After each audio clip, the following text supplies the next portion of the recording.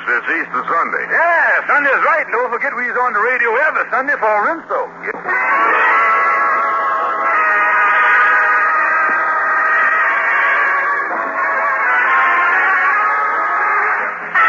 sir.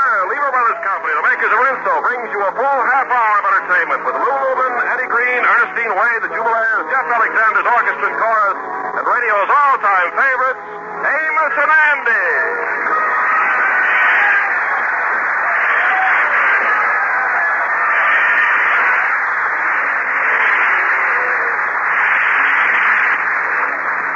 Well, let's go back to yesterday, the day before Easter. At the moment, the Kingfish's wife, Sapphire, has just entered the living room, hoping to get a favorable reaction from the Kingfish on her new Easter outfit. Well, George, tell me, what do you think of this outfit? I bought it at a sale. Before or after the fire? George. Of course, Sarah. Well, to tell you the truth, now that I got it on, I ain't too happy about it myself. I can't understand it. When I seen this dress on the rack in the store, it looked perfectly beautiful. Yeah, well, I guess the rack filled it out a little better than you does, huh? Forget about the dress. But by the way, George, a special delivery letter come to you this morning from your Uncle Frank. Oh, from a rich Uncle Frank that's got the money, huh? You know, George, I ain't never met him, but he's the only decent relative you got. Yeah, he's a nice fella, and he's loaded, too. Yeah, I love him. It's a shame we never had no children, because he told you years ago that he gives $500 every time a member of the family has a baby. Yeah, I remember he did tell me something. Yeah, I believe he did. You know, there's a peculiar thing about his letter, George. What's that? He's arriving in New York tomorrow on business, and he's just going to be here a day. And it says in the letter that while he's here, he'd like to see the little one. What does he mean by that? The little one? I'll tell you, honey, the last time I read him, I think your mama was staying with us. Yeah. George, don't tell me in your letter that you call Mama the little one. Well, I'll tell you, honey, that was before she overate and blowed up like a hippopotamus. George, by any chance, did you write your uncle that we had a baby so you could get $500 from him? Who, me? Oh, no, Sapphire. Oh, how could you suspect me of doing a thing like that, honey? Well, all right, George. You say you didn't, all right. I'm going in the bedroom and change my dress. Yeah, put on something darker there, yeah. Why did I write that letter to my uncle saying that we had a baby? Why did I do it? Oh, me. I done spent the $500, too. I never ought to write that letter. I wonder if the government can get me for defrosting the mail.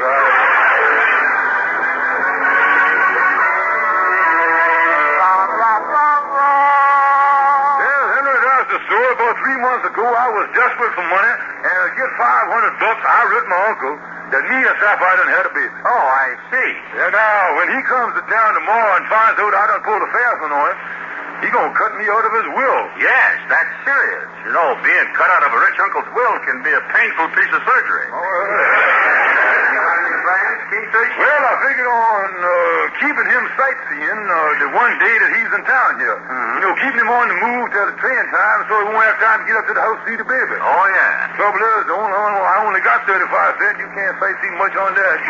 No, and I don't think that you'll be able to get any money out of our neutral friend Andy. No. He's got $50 on him, but he's planning on buying the Easter outfit. Yeah, well, tomorrow's Easter. That'd be a nice thing.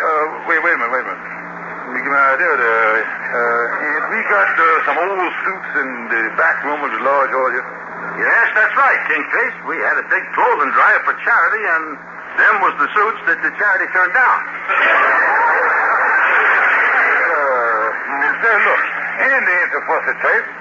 With the right setup, I might sell him one of these old suits and raise enough money to take him walk around town and show him the city. Yes, well, you better give Andy a good sales talk, Kingfish, because them suits is pretty well frayed up. Oh, it is, huh? Oh, yes. As a matter of fact, on some of the cuffs of the sleeves, even the fraying is frayed. Oh, yeah?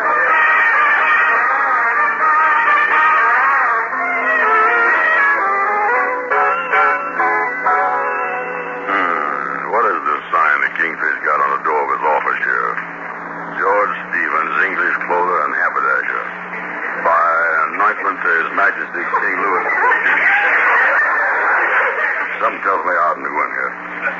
I'll bet anything he ain't in the clothing business. Hi, Kingfish. Oh, come in, Andy, come in. I was in the clothing business now. By gosh, he is at that. Pardon me, Andy, on the telephone here to Hollywood, California. I'll be with you just a minute. Yeah. Yes, Miss Monju. Yeah, I realized when it comes to clothes, you was very meticulous. Oh, yeah, we got some beautiful new materials in. Well, we got a lovely unfinished Worcestershire. What does you want? The shark skin? Oh, certainly the best. I skinned the shark myself this morning. Okay, Miss Monju. Oh, by the way, I read your book entitled It Took 9 Tailors. Give my love to the other 8. So long, Miss Monju. So, you was in the clothing business, Kingfish? Oh, yes, yes, Andy. Well, now, there's something. You know, I ain't looking for a new suit for Easter. You got anything here that'll fit me? Well, there's one suit here that ain't been sold yet. Yeah, there's one. Which one? Which one you like? Let me get over to the rack here and get a good look at them. Say, Kingfish, look at these suits is all beat up and wrinkled. They look like they had plenty of wear before. Oh, naturally, Andy. These is English suits. And an English suit is just like a rare old piece of silver. The older it is, and the more it's been used, the more valuable it is. Holy smoke, look at this one here. The trousers alone must be worth $1,000. Look at the seat of this thing. It's all shiny. And that's the exclusive feature of our suits. All trousers has been pre-tested. Oh, yeah, that pair of trousers there has got what they call the good housekeeping seal of approval there.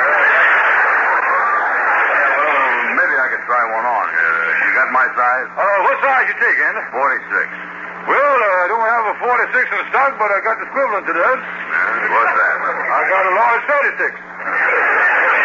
Take your coat off, Andy. Let's squeeze this on you here. Okay. Oh, yeah? Oh, this is a great suit, Andy. Look at that. Great condition. A lot of mileage left in that suit. Yeah, push it on there, Andy. Now, push on there. Keep going. There you are. How do it feel, Andy? Nice fit, huh? It's choking me under the arm. Well, a little loose up in August when you take off your heavy underwear. Wait a minute, Kingfish. What kind of suit is this, anyhow? Well, Andy, that's what they call the 3-button model. I don't see no buttons on there. Yeah, I got 2 on one sleeve and 1 on the other. There. But there ain't none on the front. Well, they ain't supposed to be. Then what are these buttonholes for? That's so you don't tear the cloth when you clam together with a safety pin. The buttonholes are strapped to for the morgue, too. Oh, yeah. Now, I tell you, Andy, this suit has really got some great features. Yes. Look at that at the bottom of the coat there. It's got a nice slit in the back there. That's what they call a vent. See that? Hey, I was just looking. Got a vent under each arm, too. Well, now, Andy, that's the latest thing. Them upper vents is the ones that give you the cross ventilation, you see? Well, tell me this. How much you asking for this suit, Kingfish? Well, since I was out of the high rent district, and since I don't gift wrap, since I know you got $50 in your pocket, I'll make it $50. Well, see you again, Kingfish. I was figuring if it was under $1, I might buy it. So long, Kingfish. So long. Oh, man. Now I ain't got no money to take Uncle Frank sightseeing. What in the world? Hello? Hello, George. This is your Uncle Frank. Oh, hello, Uncle Frank. Yeah, I just come into town. I won't be able to come up to the house today. Got too much business to attend to. Oh, that's great. I mean, too bad.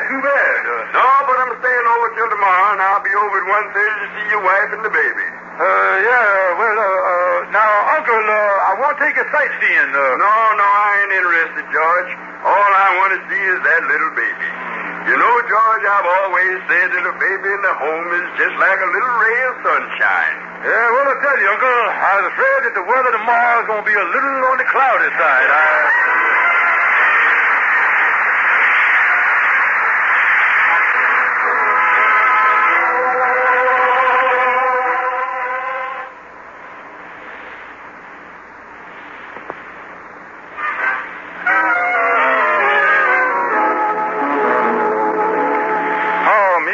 Coming over here in about an hour expecting to see the baby. What is I going to do? Well, here comes Shorty the boy. Hello there, Shorty. Well, I'll be doggone. Imagine, see, I ain't take things.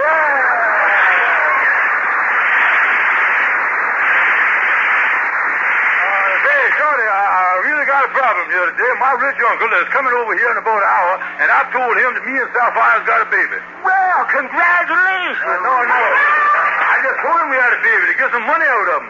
When he finds out I done made up the story, he gonna cut me out of his will. I sure wish there was some way that I could get a baby for a few days to do something. Yeah, well, you see, you can't. Say here, right here, Kingfish. You know, Amos and Ruby is going marching the Easter parade this afternoon. Yeah, I know it is. My wife Sapphire's going with him, too. Yeah, well, then that makes it perfect there. You see, because Andy, this new girl, Gertrude, is going to mind Amos's new baby, Amos Andrew, about her parents marches in the parade. Oh, Andy told me that they're going to take the baby for a walk in Central Park. That's what he said. Yeah, wait a minute here now. And this girl, Gertrude. Yeah, that's it, Shorty. And this girl, Gertrude, and Amos Andrew. That's great. That's a ready-made family for me. I'll call up Andy and have him with his girl, Gertrude, and Amos Andrew just drop by my house here just before my uncle comes. Yeah. I can introduce Gertrude as my wife and little Amos and Andrew as my baby. Oh, Shorty, you was a great help to me. Oh, well, I tell you, when it comes to an emergency, what'd I do?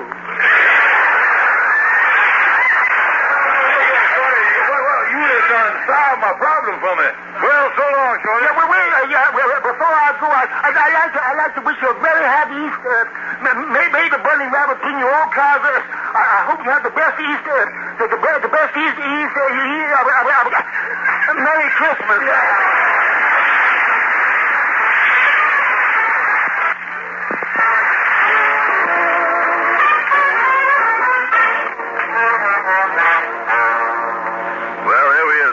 I got little Amos Andrew right here in the baby carriage. We'll load up here by the front steps now.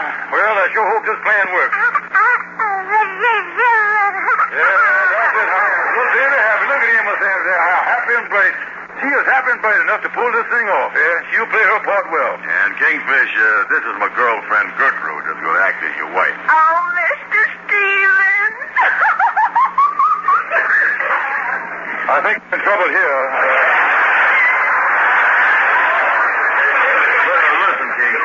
You ain't got to worry about Gertrude here, because she's one of the smartest gals I ever known. Ain't you, honey? Oh, fiddlestick. See, she's always saying clever things like that. Look, now, we ain't got much time. Now, I told my uncle we meet him right here in front of the house. And all we got to do is convince him that you, Gertrude, is my wife, Sapphire, and that this here Amos Andrew in the baby carriage here is my baby. Yeah, well, that ought to be easy enough. Well, now, listen, Andy, you might as well go on over to the park and wait for about a half an hour and then come back. My uncle say he won't have much time. He won't be able to hang around here too long. Okay, well, so long, folks. I'll be waiting for you on the front steps, Dumpling Head. Well, see you later. Now, remember, Gertrude, when my uncle comes, you is my wife, Sapphire. I understand. I'll do the best I can. Yeah, well, now, it ain't gonna be no problem. Say, wait a minute. Here come Uncle Frank now. Wait a minute. Be careful now. Wait a minute. Well, hello there, Uncle Frank. Welcome to our happy little family circle. Well, hello, George. Yeah, how are you, Uncle? And I suppose this charming girl is your wife, Sapphire. Yes, that's right. Sapphire, dear, mother, my child sleeping in the buggy here. This is my Uncle Frank I was telling you about. Well, I'm glad to know you, dear. Me too. And the uncle of George's is an uncle of mine. Well, thank you, Sapphire. And this is the baby. You know, Sapphire, George never told me whether the baby was a boy or a girl. Come to think of it, George, you never told me either.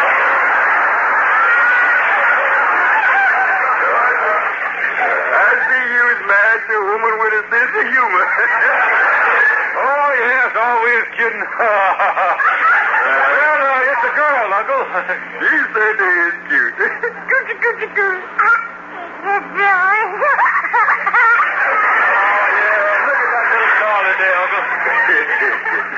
Hello there, honey. Tell me, sweetheart, whose little baby are you? Don't answer that. I mean,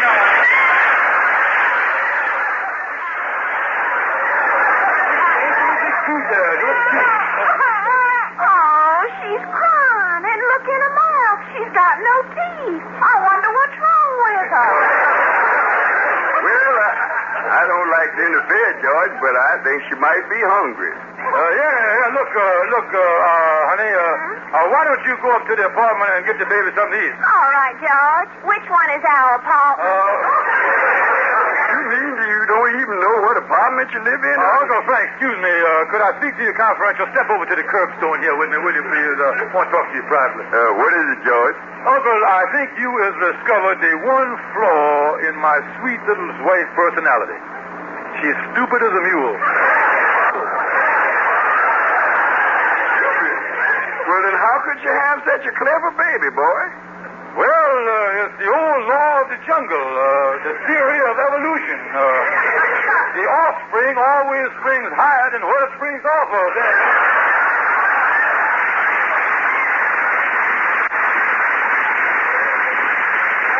You see, Uncle, not only that, but Einstein proved that with his relatives, you see.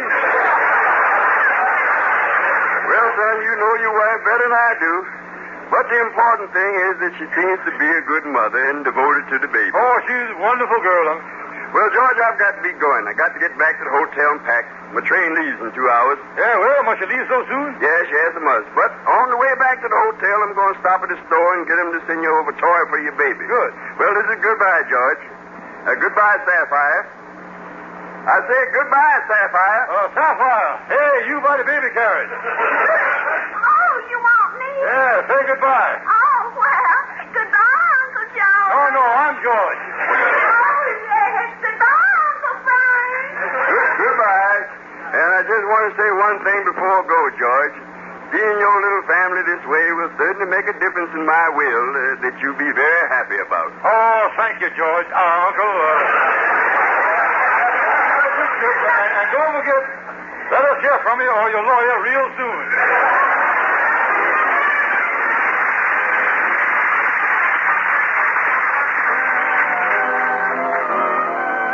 Well, I guess the folks will be back from the Easter parade pretty soon.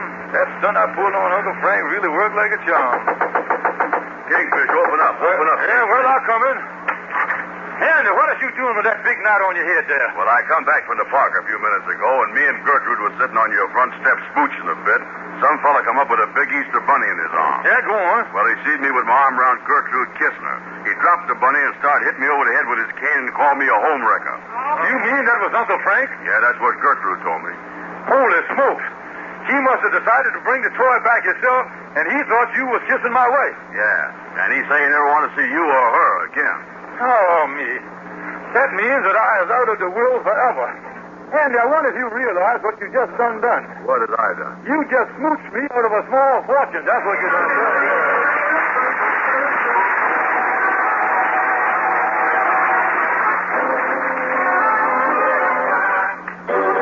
New 1950 Rinso is here. It's ready to use right now. Ask your dealer for Rinso and get the amazing new 1950 Rinso with Solium. It's a year ahead. 1950 Rinso has 3 times the whiter washing action of any other soap. Mr. Carpenter, my 1950 Rinso wash is really beautiful. The white clothes are whiter than new, and all my pretty colored washables are even brighter than brand new. It's because of the sensational new washing action of 1950 Rinso.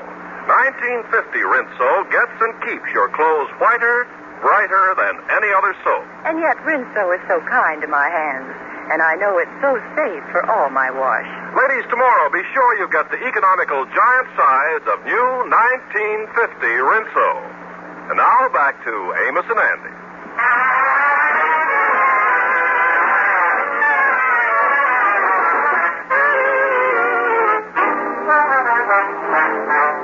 Well, hello there, Stonewall. Are you, Kingfish? I hope you don't mind me coming up to your house here on Easter Sunday, but I gotta have your advice on something very important. Oh, yeah? Well, what's the trouble, Kingfish? Well, I want you to listen carefully to this and get all the facts. Now, I told an uncle of mine that me and Sapphire had a baby so I could get some money out of it. Well, he wanted to see my wife and the baby.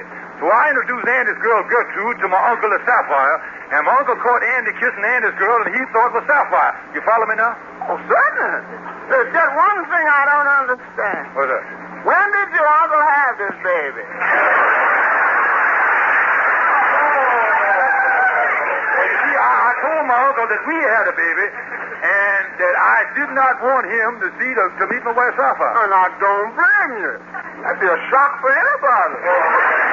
The important thing is that I got a good-looking girl by the name of Gertrude. She's really good-looking. I got her to pose as Sapphire for my uncle. So, and the uncle saw Andy on the front step, kissing and smooching with this Gertrude. Oh, they was going at it hot and heavy. Now, is there any questions so far? Yeah. Oh, what's that? Do you have Gertrude's telephone number? Well,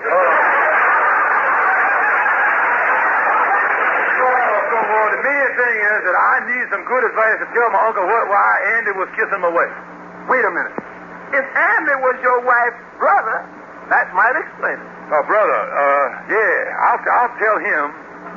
I'll tell him that the man he beat over the head was my wife's brother. Yeah, I can tell my uncle that the family is naturally affectionate. And that's what I'll do. Yeah, I'll hold water. Yeah, I'll go do that. Oh, yeah, I know, because I come from a affectionate family myself. You know. Well, my older brother was always doing nice things for me. Mm-hmm. He even sent me money all the time I was in law school. Oh, he must have done a lot for you, Stonewall. Oh, he was wonderful to me. One day I inherited $10,000 in cash. My brother was out of a job, and he come to me and he say, Stonewall, I know out of appreciation for all I've done for you, you gonna split that money with me, ain't you? What'd you say to him, Stonewall? Oh, man, no.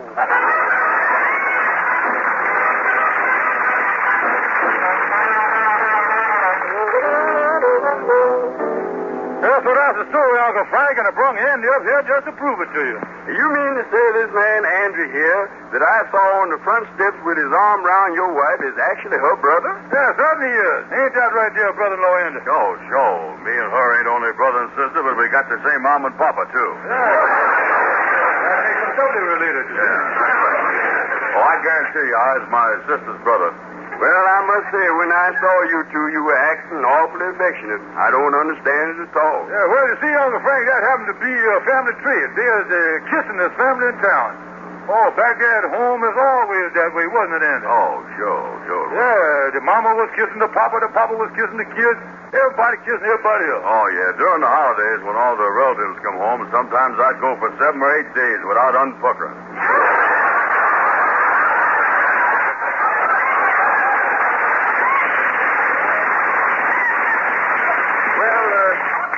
Well, the thing that still puzzles me is that if Sapphire is your sister, why didn't you say something about it when I was hitting you over the head with a cane? Well, I didn't want to stop kissing her.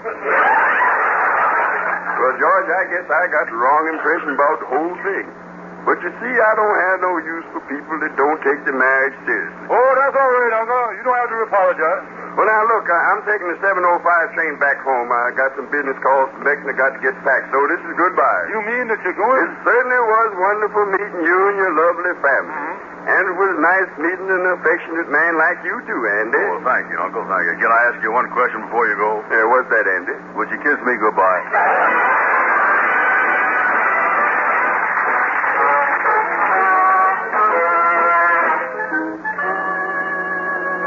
Did your uncle have a good time while he was here in New York, Kingfish? Oh, yes, he did, Amos. Oh, yeah. The Kingfish really took care of his uncle all right, Amos. Oh, yes, Amos. And from the hints that he dropped about his will, he's going to take good care of me, too. I'll liable to be an heiress. Did your uncle leave yet, Kingfish? Yes, he left about an hour ago. Amos took the 7:05. Well, fella, before I leave, I want to thank you, Andy, for taking care of Amos Andrew this afternoon. Oh, I was glad to do it, Amos. Well, Amos, I took care of her, too. And little as you know what a big help she was to me.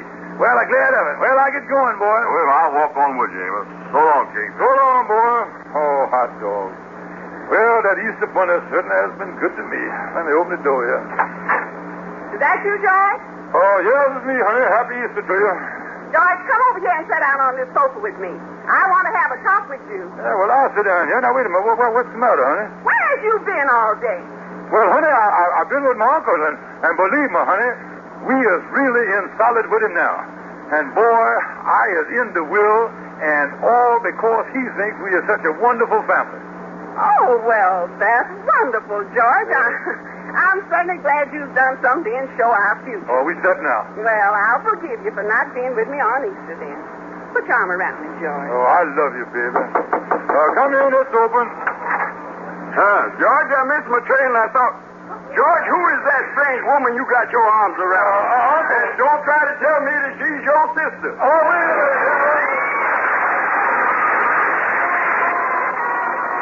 sure and listen to the Amos and Andy Show at the same time next Sunday. This is CBS, the Columbia Broadcasting System.